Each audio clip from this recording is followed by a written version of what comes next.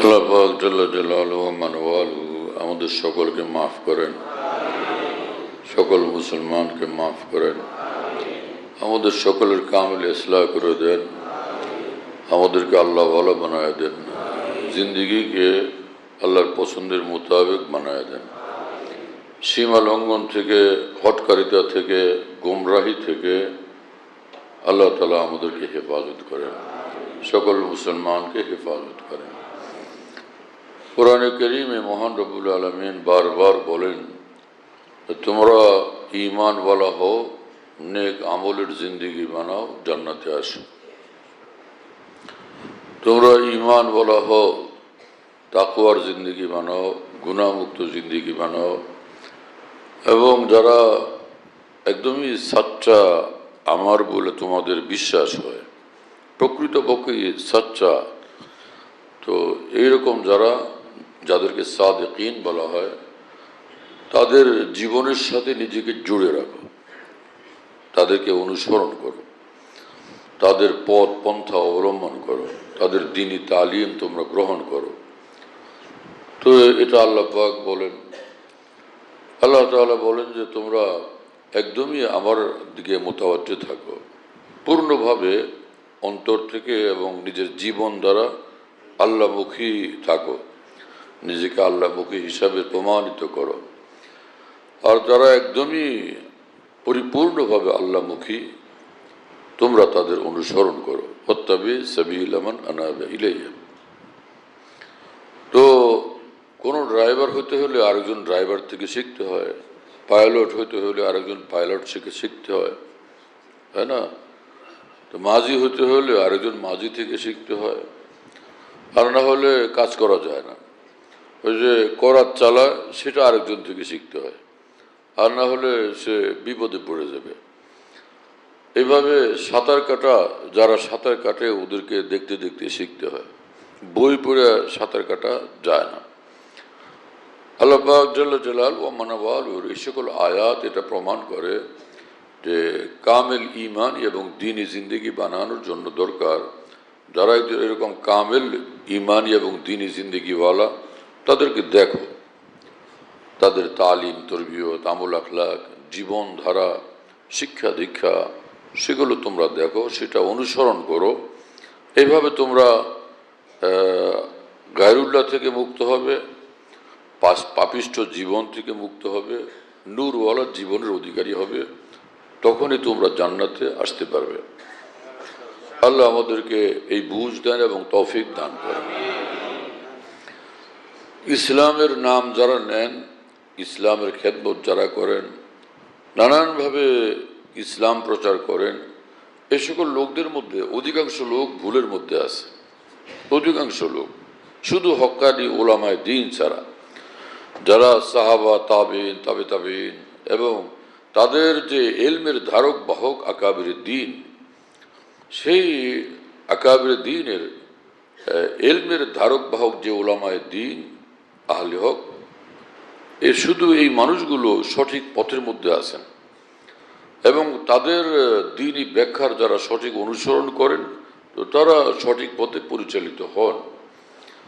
আবেগী কথাবার্তা মুসলমানরা হাজার বলে লেখে দিনরাত, আমরা দেখি ইসলামের বড় পণ্ডিত হয়ে যান, এক একজন বড় চিন্তাবিদ হয়ে যান, আলেম না কিন্তু ইসলামের একদম পূর্ণ ব্যাখ্যাতা হয়ে যান।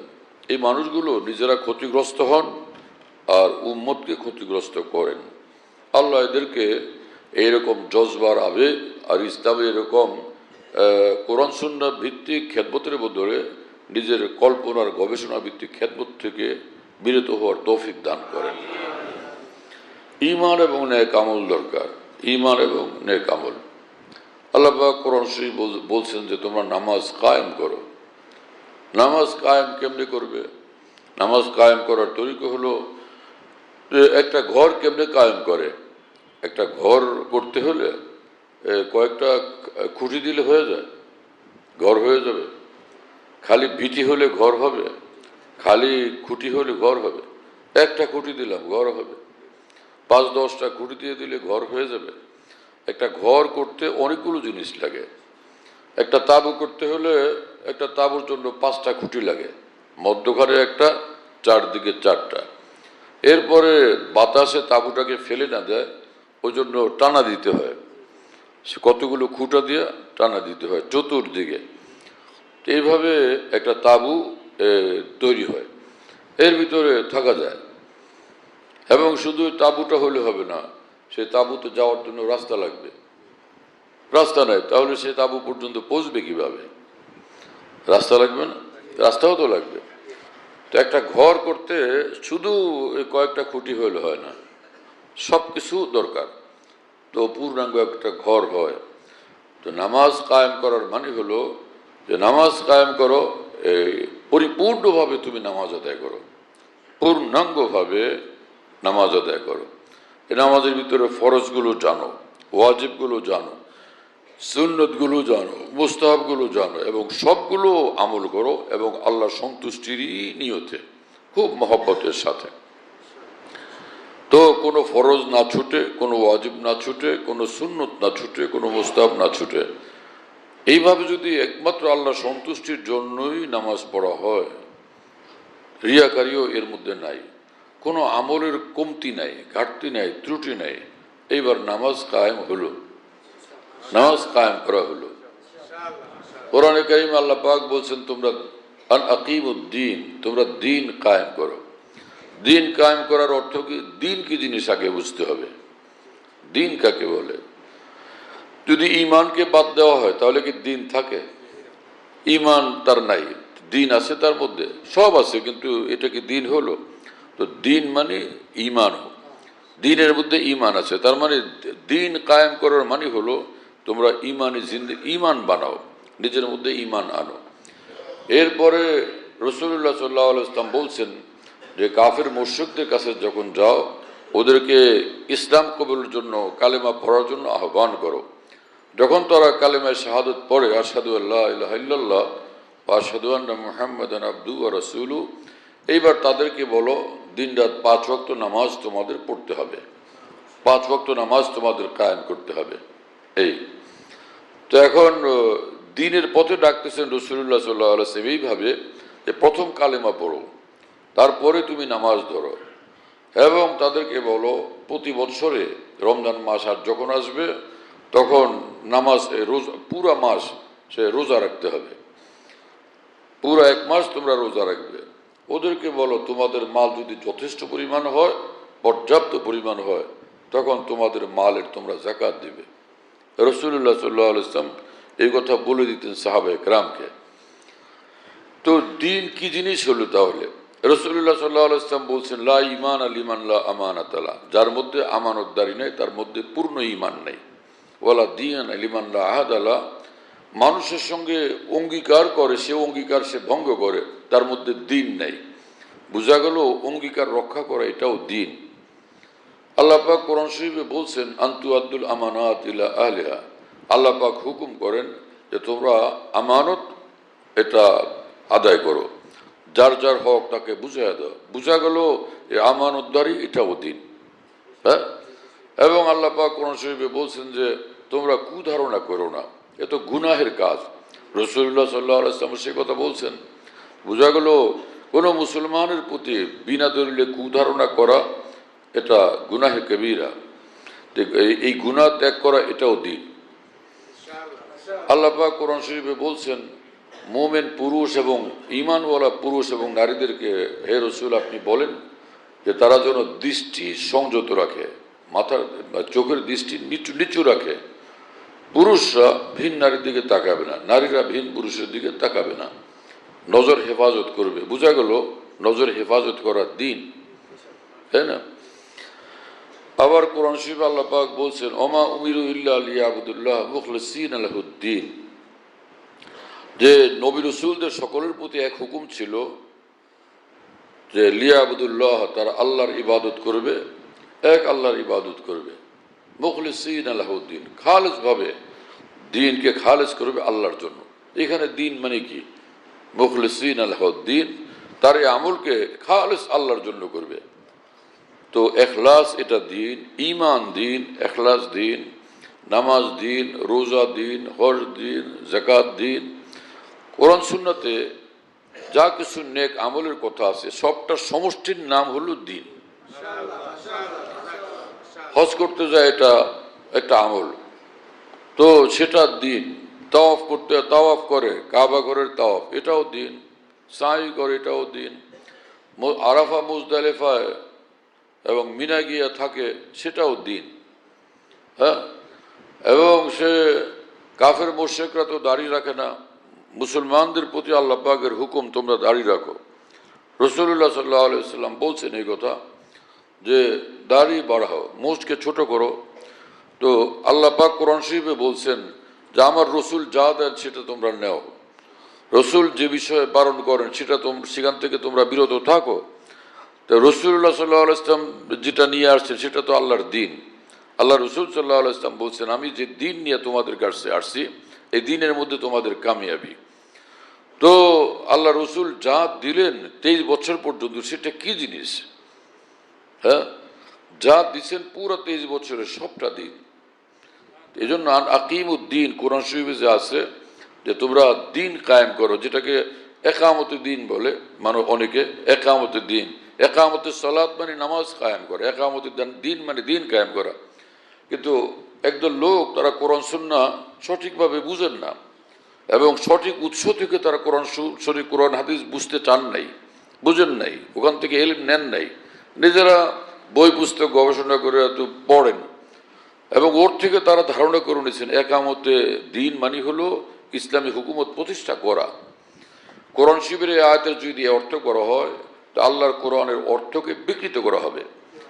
কারণ ইসলাম যা কিছু দিল, রাসূলুল্লাহ সাল্লাল্লাহু আলাইহি ওয়াসাল্লাম তার সমগ্র জীবনে যা কিছু দিলেন সবটার সমষ্টির নাম দিন। এখন এখানে দিন কায়েম করার অর্থ হবে সব কিছু কায়েম করা, সব কিছু প্রতিষ্ঠিত করা তোমার জীবনে এবং পারিবারিক জীবনে, সামাজিক জীবনে, অর্থনৈতিক জীবনে, রাষ্ট্রীয় জীবনে, সর্বক্ষেত্রে আল্লাহর দিন যা কিছু বলে সেটাকে বাস্তবায়ন করো। আল্লাহ রসুল যা কিছু বলেন সেটাকে বাস্তবায়ন করো, সেটাকে প্রতিফলিত করো। এই সবটার সমষ্টির নাম দিন। এখন একামতি দিন বলতে কিছু প্রফেসর সাহেবরা বলতে থাকেন যে একামতি দিন মানে হলো রাষ্ট্রীয়ভাবে ইসলাম প্রতিষ্ঠা করা। এবং এই লোকগুলো যে একামতি দিন বলে ইসলামী হুকুমত প্রতিষ্ঠা করার এতটা গুরুত্ব দেন, জোর দেন, এটা তো ঠিক আছে তাদের বক্তব্য, কিন্তু পদ্ধতিগত ভুল। সেটা হলো যে তারা মনে করেন যে নামাজ এটা মূল লক্ষণ না, রোজা এটা মূল লক্ষণ না, হজ এটা মূল লক্ষ্য না, এটা আল্লাহর মূল ইবাদত না। এগুলো হচ্ছে এক রাষ্ট্র পরিচালনার ক্ষেত্রে যোগ্য কর্মী বাহিনী তৈরি করার একটা ট্রেনিং। নাউজুবিল্লাহ তাআলা মিন যালিক। অথচ কোরআন শরীফ রব্বুল আলামিন বলছেন, হ্যাঁ, যদি আমি তাদেরকে ক্ষমতা দেই, হুকুমত দেই, রাষ্ট্রীয় ক্ষমতা প্রদান করি, তাহলে তারা নামাজ কায়েম করবে, সেখানে যাকাত কায়েম করবে। হ্যাঁ, আমি যখন তাদেরকে এরকম রাষ্ট্রীয় ক্ষমতা দেব তো তারা সেখানে নামাজ কায়েম করবে, যাকাত কায়েম করবে। তো আল্লাহ পাক তো সেখানে বলছেন এই কথা, ক্ষমতা দিলে, রাষ্ট্রীয় ক্ষমতা পাইলে তারা এই কাজগুলো করবে। হযরত হাকিম মাওলানা আশরাফ আলী থানভী রহমাতুল্লাহ আলাইহি বলেন, এই আয়াতে পাক প্রমাণ করে যে রাষ্ট্রীয় ক্ষমতারও মূল লক্ষ্য হচ্ছে ইসলামী হুকুমত যদি প্রতিষ্ঠিত হয় তার মূল লক্ষ্য হলো যে মানুষদেরকে দ্বীনওয়ালা বানানো, মানুষদেরকে নামাজি বানানো, আল্লাহর ভয়ওয়ালা বানানো, যাকাত প্রদানকারী বানানো, হজকারী বানানো, সৎ বানানো। কথা বুঝতেছেন প্রিয় বন্ধুরা? আল্লাহ তাআলা সব মুসলমানকে বুঝ দান করেন। মাঠে ময়দানে যারা রাজনীতি করেন তাদের মধ্যে কিছু লোক ইসলামের ব্যাখ্যা এইভাবে উপস্থাপন করেন যে মুসলমানরা পরে বিভ্রান্তির শিকার হয়ে যায়। আল্লাহর ওয়াস্তে এরকম করবেন না। আগে কোরআন সুন্নাহকে জানেন, বুঝেন। এই কতগুলো বাংলা বই আর ইংরেজি বইয়ের অনুবাদ থেকে আপনারা ইসলাম শিখে এইরকম বিভ্রান্তিপূর্ণ কথা বলেন। এতটা দায়িত্ব কেন নেন? যিনি ডাক্তারি পড়াশোনা পূর্ণাঙ্গভাবে করেন নাই তার একজন পাকা ডাক্তারের মতো কথা বলা কি ঠিক? যিনি একজন ব্যারিস্টার না তিনি একজন বড় ব্যারিস্টারের মতো আইনের ব্যাখ্যা দেওয়া কি ঠিক? তাহলে আপনি একজন ভালো পাকা মজবুত আলেমী দ্বীন না হইয়া যে সঠিক এবং আসল উৎস থেকে কোরআন সুন্নাহকে না বুঝে আপনি চটি বই পুস্তক পড়ে এরকম দ্বীনের ব্যাখ্যা দেওয়ার দায়িত্ব কেন গ্রহণ করতেছেন? আপনি নিজে ক্ষতিগ্রস্ত হচ্ছেন এবং সমস্ত মুসলমানদেরকে ক্ষতিগ্রস্ত করতেছেন। আল্লাহ তাআলা হেফাজত করেন। তো কোরআনে কারীমের মধ্যে বারবার রব্বুল আলামিন বলেন যে জান্নাতে আসো ঈমানের নেক আমল নিয়ে। এই কথাগুলো তো বলেন ঈমানের নেক আমল। ঈমান তো অন্তরের বিশ্বাসের নাম, আর মানুষের সামগ্রিক জীবনের সকল আমল যা ইসলাম শিক্ষা দেয় এই পুরাটার নাম হলো দ্বীন। হ্যাঁ, যে আল্লাহ পাক বলছেন ওমা উমিরু ইল্লা লিয়াবুদুল্লাহ মুখলিসিন লাহুদ্দিন ওয়া ইউকিমুস সালাহ ওয়া ইউতিজ যাকাত ওয়া যালিকা দ্বীনুল কাইয়্যিম। আল্লাহ পাক বলেন এবং তাদের প্রতি হুকুম হলো তারা ইবাদত করবে, হুকুম হলো যে ইবাদত করবে খালেস আল্লাহর জন্য, এবং তারা নামাজ কায়েম করবে, তারা যাকাত প্রদান করবে। এটা হলো একদম ফ্রেশ দিন। আল্লাহ পাক নিজে বলেন যালিকা দ্বীনুল কাইয়্যিম। এখানে তো এই কথা বলেন না তোমরা ইসলামী হুকুমত প্রতিষ্ঠা করো, এটা হলো দ্বীনুল কাইয়্যিম। কোন আয়াত একদম সারা বিশ্বের মুসলমান যারা এই ধরনের কথা বলেন যে দিন কায়েম করার মানে হলো রাষ্ট্রীয় হুকুমত, ইসলামী হুকুমত প্রতিষ্ঠা করা, কোনো একটা আয়াত এরকম আপনি পেশ করেন? কোনো একটা আয়াত এই পুরা 30 পারা কোরআন থেকে যেখানে বলা হয়েছে যে একটা আয়াতের মধ্যে এই কথা বলে দেওয়া হয়েছে রাষ্ট্রীয় ক্ষমতা ইসলামী হুকুমত প্রতিষ্ঠা করার মানে হলো দিন কায়েম করা? একটা আয়াত দেখায় দেন, একটা হাদিস এরকম দেখায় দেন। শুধু নিজের খেয়াল থেকে, আবেগ থেকে, জজবা থেকে এরকম বলেন। তবে ইসলামের প্রতি হুকুমত হওয়া এটাও ইসলামের অন্তর্ভুক্ত, এটাও দ্বীনের অন্তর্ভুক্ত। যে ইসলাম হুকুমত চালাবে কি নমরুদরা? মানে যদি নমরুদ হুকুমত চালা তো সেখানে তো বদ্দিনই পয়দা হবে, হ্যাঁ না? ফেরাউন কারুন যদি হুকুমত চলে সেখানে তো বদ্দিনই পয়দা হবে। ফাসিক ফাজের দুষ্ট দুরাচার যদি ইসলাম হুকুমত পরিচালনা করে, রাষ্ট্র পরিচালনা করে, সেখানে তো সব লুটপাট করে খায় সব শেষ হয়ে যাবে। হাজার হাজার কোটি টাকা খাওয়ার পরও আরও খাওয়ার পরও পেট ভরেই নেই এদের। রাষ্ট্র পরিচালনা করতে আসে রাজনীতির নামে, আসলে সব লুটেরার দল, ভালো মানুষের মধ্যে একদম কম, সব লুটপাটকারের দল। আসে কিছু নেওয়ার জন্য, কিছু খাওয়ার জন্য আসে। আর সত্যিকার অর্থে দেশপ্রেম নিয়ে যারা আসে তারা এই সকল কর্মকাণ্ড করে না। তারা মানুষ এবং মানুষের সেবা করে এবং রাষ্ট্রের সেবা করে। এজন্য এটাও দরকার যে রাষ্ট্র পরিচালনার মধ্যে এমন লোক আসুক যারা আল্লাহকে ভয় করে, আখিরাতের জবাবদিহিতার চেতনা যাদের মধ্যে শানিত। কাল কিয়ামত আল্লাহ পাকের সামনে দাঁড়ানো লাগবে, সেখানে হিসাব কিতাব দিতে হবে। ওয়া আম্মা মান খাফা মাকাম রাব্বিহি ওয়া নাহান নাফসা আনিল হাওয়া ফাইন্নাল জান্নাতা হিয়াল মাওয়া। আল্লাহ তাআলা কোরআন শরীফে বলেন আল্লাহর সামনে দাঁড়ানোর বিষয়টাকে যে ভয় করে এবং সে নিজেকে সে সব গর্হিত কর্মকাণ্ড থেকে, মন চাহি জিন্দিগি থেকে, খাম খেয়ালের জিন্দিগি থেকে বিরত রাখে, ফাইনাল জান্নাত হিয়াল মাওয়া, নিঃসন্দেহে তার ঠিকানা হলো জান্নাত। নিঃসন্দেহে তার ঠিকানা জান্নাত। আল্লাহ আমাদেরকে কবুল করেন, তৌফিক দান করেন।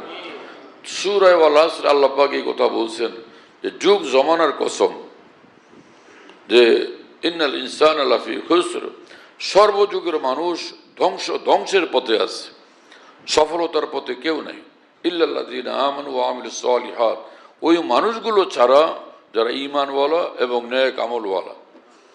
এখানে কি আল্লাহ পাক এই কথা বলছেন ওই মানুষগুলো ছাড়া যারা ঈমানওয়ালা এবং সব রাষ্ট্র পরিচালনার আন্দোলনে এবং কাজে ব্যস্ত? এমন কথা তো বলেন নাই। আসলে দিনকে না বুঝার কারণে মানুষের বড় পেরেশানি, নিজে ভুল বুঝে অন্ধকারে ডুবে থাকে, অমাবস্যার ঘোর অন্ধকারে ডুবে থাকে, আর মনে করে যে সূর্যের চেয়ে আমার আলো বেশি। কি অবস্থা লোকদের! আল্লাহ পাক তো এই কথা বলছেন যে ঈমান এবং নেক আমল, ওয়া আমিলুস সালিহাত, সালিহাত বহু বচন, হ্যাঁ, সালিহাতুনের বহু বচন হলো সালিহাত। ওয়া আমিলুস সালিহাত, যত নেক কাজ আছে সেগুলো সে করে, যত ভালো কাজ। এবং এর ব্যাখ্যায় উলামায়ে দ্বীন বলছেন, যুগে যুগে উলামায়ে দ্বীন বলছেন যে ইসলামের আমল তো অনেক আছে। তাহাজ্জুদও ইসলামের আমল, তাহাজ্জুদও দ্বীন, ইশরাক আওয়াবিন এটাও দ্বীন, নফল হজ উমরা সেটাও দ্বীন। কিন্তু আমিলুস সালিহাতের মধ্যে প্রথম হলো ফরজ ওয়াজিবগুলো, ফরজ ওয়াজিব যে সকল ইবাদত আমল, এবং সেই সঙ্গে হালাল খাওয়া। আর আল্লাহর হক যেগুলো বাধ্যতামূলক আমাদের উপরে সেগুলো পুরা করা, আরেকটা হচ্ছে বান্দার হক সেটাও পুরা করা।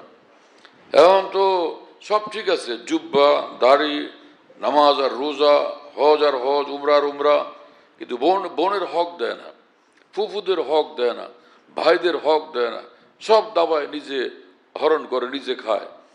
তো এটা আমিলুস সালিহাত কোত্থেকে হলো?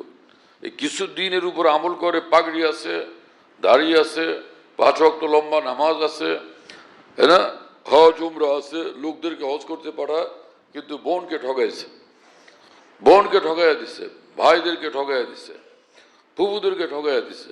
তো এই লোক তো সে আমলের মধ্যে নাই, অর্থাৎ হুকুকুল ইবাদ, আল্লাহর বান্দাদের হক সে নষ্টকারী। তো জান্নাতে যাওয়ার জন্য দুটোটা জরুরি, আল্লাহর হক পুরা করা, আল্লাহর বান্দাদের হকও পুরা করা। দুইজনের ভিতরে সমতা রক্ষা করা জরুরি। 2 ছেলে আছে, দুজনের মধ্যে সমতা রক্ষা করে। অনেক বাপ আছে এক ছেলেকে সব দিয়ে যায়, আরেক ছেলে বঞ্চিত করে। এই বাপ জুলুমবাজ, এই জালেম পিতা কাল কিয়ামতে বুঝতে পারবে এইরকম অতিমাত্রার দয়া এবং মহব্বতের রেজাল্ট কি আছে। এ তো সীমালঙ্ঘন এবং বাড়াবাড়ি। যে কথা পালেন তো আল্লাহ তাআলা, আপনি আপনার সকলের হক আদায়ের ফিকির করেন, সব সন্তানের হক আদায়ের ফিকির করেন, মেয়েদের হক আদায়ের ফিকির করেন, মেয়েদেরকে কিছু দেয় না। সন্তান খুব ভদ্রলোক, ভালো মানুষ, সভ্য এবং দিনদার, তাহাজ্জুদ গুজার, হ্যাঁ না, উ করতে থাকে আল্লাহর নাম নিয়ে, কিন্তু ছেলেদেরকে সব সম্পদ বুঝাইয়া দেয়। আর মেয়েদেরকে এক একজনকে ডেকে বলে, মা, মাথায় হাত দিয়ে বলে, ওরে কয়টা পয়সা দিলাম, এই টুকটাক একটু জায়গা জমি দিলাম, তোমার বাবায় দোয়া দিয়ে গেলাম। তো এইরকম মাথায় হাত দিয়ে ছেলেদের বলে গেলেন না কেন? তোমাদেরকে বাবায় দোয়া দিয়ে গেলাম। শুধুই শয়তানি, এটা শুধুই ধোকাবাজি আর কিচ্ছু না। এইরকম চালাকি আর ধোকাবাজি করে তো কালকে আমাদের পার পাওয়া যাবে না। আল্লাহর সামনে কোনো কিছুতে গোপন রাখা যায় না। যে এরকম মাথায় হাত দিয়ে আপনি কি করতেছেন, আল্লাহকে দেখেন না যে ওর হক থেকে ওকে বঞ্চিত করার জন্য আপনি এটা কৌশল পাচ্ছেন? এটা আল্লাহ তাআলা আমাদেরকে বুঝ দান করেন। তো কোরআন শরীফে আল্লাহ পাক বলছেন যে ঈমান আর নেক আমল নিয়ে আসো, তো তোমাদেরকে জান্নাতুল ফিরদাউস দিয়ে দেবো আমি। আল্লাহ পাক বলছেন যে ভালো একটা অন্তর নিয়ে আসো, ইল্লা মান আতাল্লাহ বিকলবিন সালিম, যে একটা কলবে সালিম নিয়ে আসো, একটা নির্ধার অন্তর নিয়ে আসো, তো তোমরা কামিয়াব হয়ে যাবে। এছাড়া কাল কিয়ামতে তোমাদের কামিয়াবির কোনো রাস্তা নাই। তোমার সন্তানাদি তোমাকে কাল কিয়ামতে আল্লাহর আযাব থেকে রক্ষা করবে এমনটা হবে না। তোমার কারিগরি সম্পদ তোমাকে কাল কিয়ামতে মহান আল্লাহর আযাব থেকে রক্ষা করবে এমনটা কিন্তু হবে না। তোমার একটা নিজের সুন্দর জীবন, সুন্দর অন্তর, সুন্দর জীবন তোমাকে নিয়ে আসতে হবে। অন্তর সুন্দর হলে জীবনও সুন্দর হয়। রাসূলুল্লাহ সাল্লাল্লাহু আলাইহি ওয়াসাল্লাম বলছেন যে তোমাদের দেহের মধ্যে একটা গোশতের টুকরো আছে যার নাম হলো কলব, অন্তর। এই অন্তর যার ভালো, তো তার সর্ব অঙ্গের আমলগুলো ভালো। অন্তর যার নষ্ট, সর্ব অঙ্গের আমলগুলো তার নষ্ট। অনেক মানুষ বুড়া হয়ে গেছে, 114 বছর বয়স, কিন্তু এখনো মেজাজ ঠিক হয়নি। কথায় কথায় গুসা, কথায় কথায় বজমেজাজি, কথায় কথায় মিথ্যা, কথায় কথায় একজনকে আঘাত করা, কষ্ট দেওয়া। তো অনেকে বলে যে মিয়া দেখেন না চুলদারি পাকছে, কার লয়ে কথা কইছেন বুঝেন না? চুলদারি পাকলে হবে না, আমল পাকতে হবে। এ আর এক ধোকাবাজি। এক ভদ্রলোককে দেখতাম যে ওই যুবকদেরকে রাগ করে বলতেন, ধমকাইতেন আর বলতেন যে দাড়ি চুল পাকছে, এটা দেখো না, কথা বলি যে শোনো না। এইভাবে দাড়ি চুল পাকলে কোনো ফায়দা নেই। ঈমান পাকা হওয়া চাই, নেক আমল পাকা হওয়া চাই। বহু চুল দাড়ি পাকা মানুষ আছে, দুষ্টের শেষ। কথা বুঝেন নাই? সর্ববিষয়ে নিজেকে আল্লাহ রসুলের হুকুমের অধীন বানানো চাই। গোসা আসলেই সে গোসার গোলামি করা যাবে না। কোরআন শরীফ আল্লাহ পাক বলছেন যে যারা জান্নাতে প্রবেশ করবে মুত্তাকিন বান্দা, তাদের চরিত্র হলো ইউনফিকুনা ফিস সাররাই ওয়াজ যাররা, তারা সে তাদের কাছে সম্পদ কম থাক বেশি থাক, তারা খুব সুখে থাক অথবা কষ্টে থাক, তারা সর্ব অবস্থাতে আল্লাহর জন্য দান করতে থাকে। বহু লোক আছে এমনি যখন জান্নাতের ওয়াজ হয়, এরশাকের ফজিলত বয়ান হয়, তাহাজ্জুদের ফজিলত বয়ান হয়, সুবহানাল্লাহর ফজিলত বয়ান হয়, সুবহানাল্লাহ বলতে থাকে, আল্লাহ করে চিৎকার করতে থাকে। আর যখনই আলোচনা আসে যে আল্লাহর দ্বীনের জন্য কিছু সহযোগিতা করতে হবে, মাথায় এত নিচু করে যে না মাথায় আর জমিনের লগে ঘষাঘষি না শুরু হয়ে যায়। হ্যাঁ, কি চরিত্র এটা? মুসলমানের চরিত্র তো এমন হইতে পারে না। মুসলমান এমন হবে, তার অন্তরে একটা বেচাইনি বেকুলতা থাকবে, আমিও যেন আল্লাহর দ্বীনের জন্য খরচ করতে পারি। হ্যাঁ, সে ভিক্ষুক কিন্তু সেও কিছু দেয়।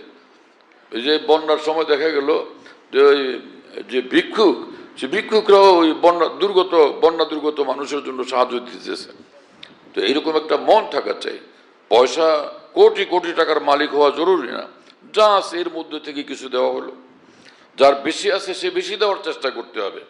এই না যে সবাই দিতেছে 10 টাকা, তো আমার 10,000 কোটি টাকার মালিক আমি, এটা আমিও দিলাম 10 টাকা, বরং 5 টাকা। এটা ভালো কথা না। আল্লাহ পাক তো দেখেন যে বান্দা কি দিল। এবং রাসূলুল্লাহ সাল্লাল্লাহু আলাইহি ওয়াসাল্লাম বলছেন, ইন্না সাদাকাতা তুতফিউ গাযাবার রব, যে মানুষ যখন দান সদকা করে তো এটা আল্লাহ পাকের গোসাকে নিভিয়ে দেয়। আল্লাহর গোসাকে নিভিয়ে দেয় যখন সে দান সদকা করে।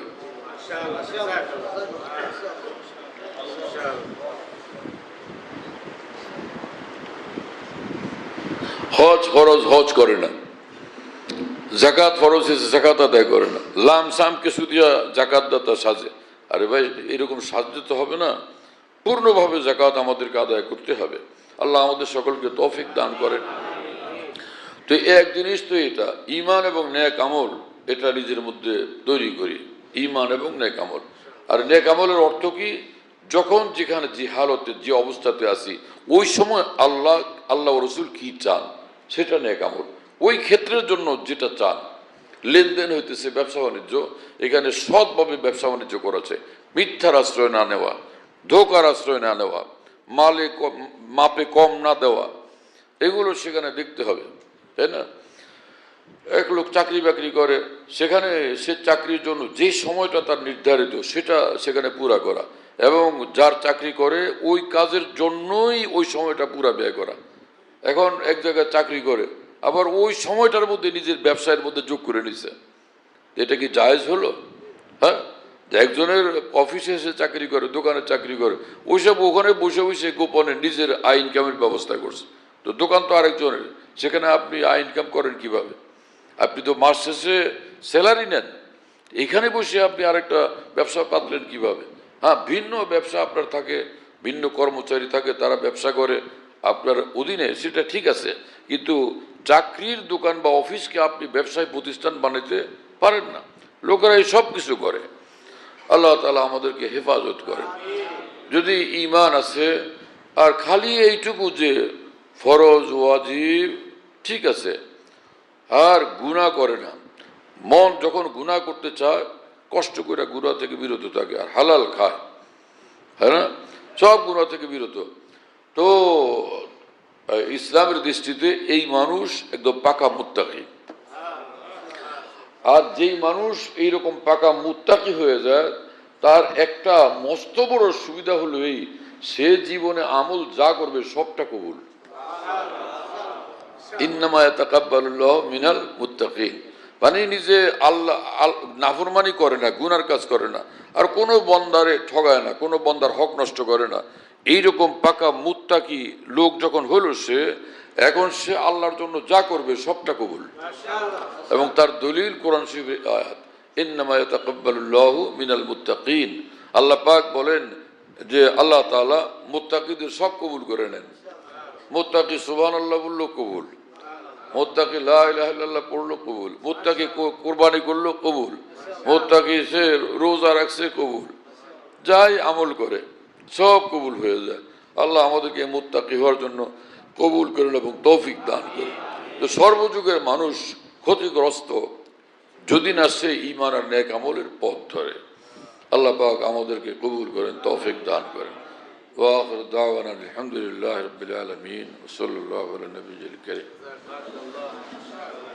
আমাদের ঢালকানগর খানকাহে যেখানে আমি আছি, খানকা ইয়াদগারে হাকিমুল উম্মত, মনে রাখো, বলো খানকা ইয়াদগারে হাকিমুল উম্মত, হাকিমুল উম্মতের স্মৃতি এখানে। হাকিমুল উম্মতের কথাবার্তায় আলোচনা হয় আলহামদুলিল্লাহ। একটা নাম, কিন্তু তামাম আকাবের কথাই আলোচনা হইতে থাকে আলহামদুলিল্লাহ। বাইতুল হক জামে মসজিদ, ছাপড়া মসজিদ বলে।